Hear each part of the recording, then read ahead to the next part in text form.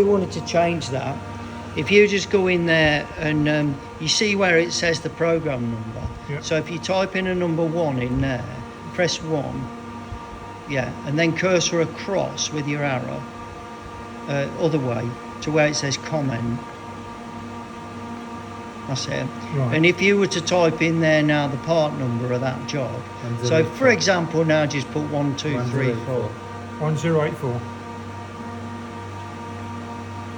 and then press import. What that's actually done is changed the name of that program to 1084.